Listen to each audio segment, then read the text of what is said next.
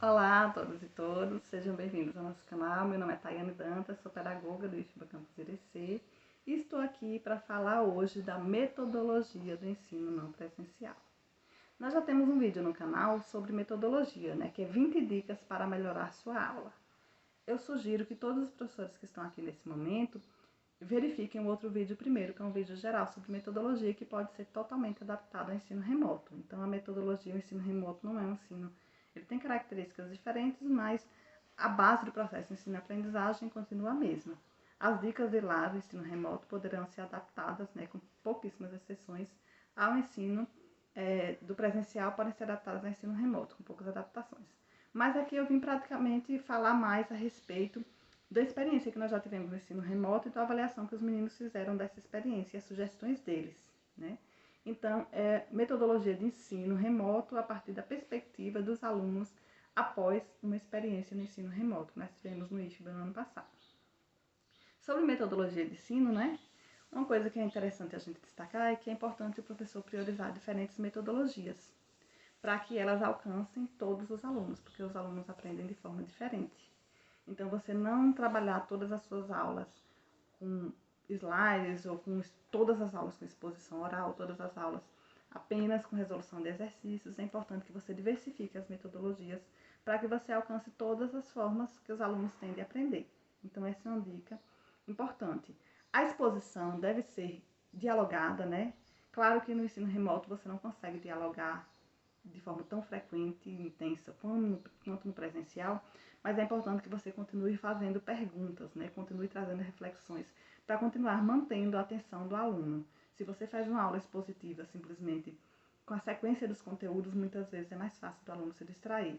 Então, se você traz perguntas, você puxa o aluno novamente para a reflexão que você está fazendo e com isso você consegue manter mais a atenção, Porque o ensino online ele acaba sendo muito mais cansativo do que o presencial, inclusive para o aluno.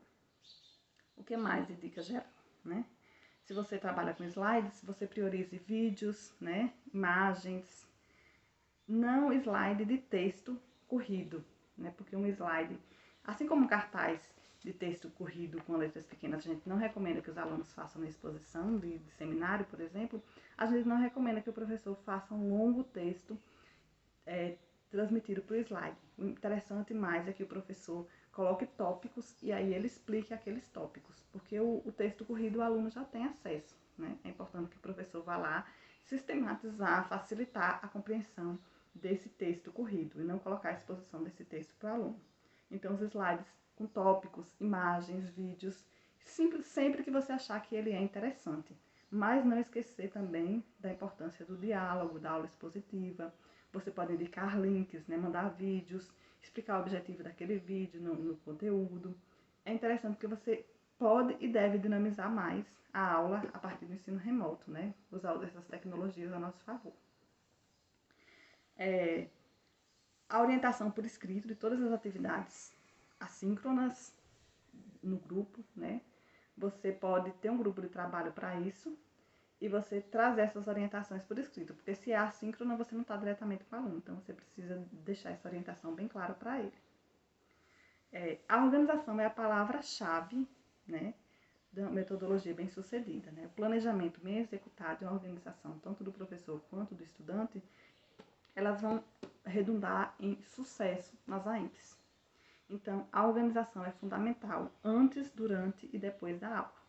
Agora nós vamos passar as dicas que os alunos nos deram, certo? Especificamente para que os professores possam melhorar a sua aula nas AEMPs. Primeira, maior organização e melhor planejamento.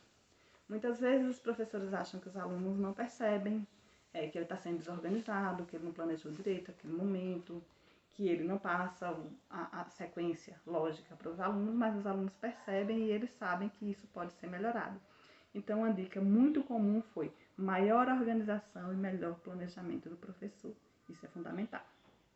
Outra dica dos alunos, clareza sobre o processo, Que é o que eu estou falando aqui. No primeiro dia você chega e fala logo tudo que vai ser feito e aí você vai explicando na sequência, antes de cada aula, o que vai ser feito naquela aula, o que precisará ser feito depois na aula síncrona, O professor precisa dividir a sua aula síncrona no conteúdo específico dela e na explicação da atividade assíncrona, que de preferência deve ter também uma explicação por escrito já passada para o grupo.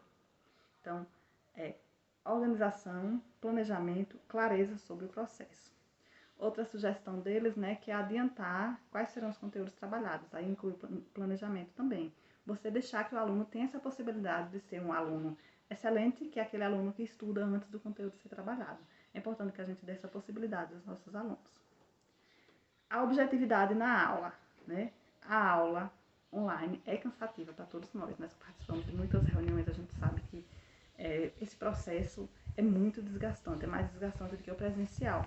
Então, tente ser objetivo na sua aula. Você tem uma aula, vá direto ao conteúdo, né? Faça reflexões dentro do conteúdo, conclua esse conteúdo e explique as atividades, certo? Objetividade sempre, porque a concentração dos alunos vai ser menor ainda, que já não é lá essas coisas no presencial, então o remoto vai ser menor ainda, então quanto mais objetivo a gente for, melhor. Dinamismo, né? Variar, diversificar, como já falei, as metodologias, usar vídeos, né? Ter uma aula mais dinâmica, colocar imagens, fazer reflexões. Eles pedem também esse dinamismo para não dar muito som. Maior interação com os alunos, né? Eles querem um pouco mais de contato com vocês, né? Melhoria no relacionamento, né? Não ser o relacionamento professor com o aluno não ser só aquele momento síncrono, né? Eles sugerem, inclusive, que haja grupos no WhatsApp, mas só para o administrador colocar mensagem. O administrador poderia ser o professor e o representante de turma. Para que isso? Porque às vezes a gente sabe que adolescente vai lá e faz aquela esculhambação no grupo, né? E ninguém tem tempo de estar acompanhando um monte de grupo com um monte de besteira. Então a ideia é que o professor coloque lá todas as atividades, todas as dicas, todas as sugestões naquele grupo e um representante de turma, de forma responsável, transmita as dúvidas dos alunos, transmita para aquele grupo apenas conteúdos que sejam de interesse de todos, voltados para a aula, que seja de interesse do aluno, mais voltado para o conteúdo da aula. Essa é uma sugestão que eles deram. Você pode também ter, na própria programa, lá no próprio instrumento que está sendo utilizado, um tipo de plataforma digital, você tem uma forma de ter esse contato com os alunos através de e-mail, o professor vai definir isso, mas eles pedem uma maior interação, maior contato com os alunos. Gravar a aula, né, é uma solicitação, vários alunos começaram a trabalhar com pandemia, né, a situação econômica do país piorou, e aí eles pedem a possibilidade dessas aulas serem gravadas para os alunos que trabalham, mas para os outros também, né, que muitas vezes os problemas de internet também são constantes na nossa região. Eles querem essas aulas para, se não conseguirem assistir, ou até para revisar mesmo no momento de estudo. É outra sugestão dos meninos. Clareza no vocabulário, que eu já falei lá no vídeo de dicas para melhorar a sua aula. Seja sempre clara. A função do professor é ensinar e ser claro. Não é falar o que ninguém vai entender, não. Então, você traga seus conceitos, mas explique todos eles. Seja claro, use um vocabulário acessível a todos os alunos. Essa é a sua função. Retorno das atividades e avaliações. Você passou uma atividade, dê um retorno, né? Fez uma avaliação, coloque lá o que foi que a maioria, como foi que a maioria se saiu, o que poderia ter sido melhor. Então, esse retorno eles solicitam das atividades feitas e das avaliações. Porque se o aluno faz a avaliação e depois nem recebe o resultado, ele não sabe nem o que ele pode melhorar. Menos slides, né? Esse é praticamente um pedido deles, né? Eles não gostam muito de aula com slides. Pelo que eu já percebi, conversando com alunos, é aquilo que eu falei, né? Aquele texto longo no slide. Realmente, isso aí é muito entediante para qualquer pessoa. Materiais PDF,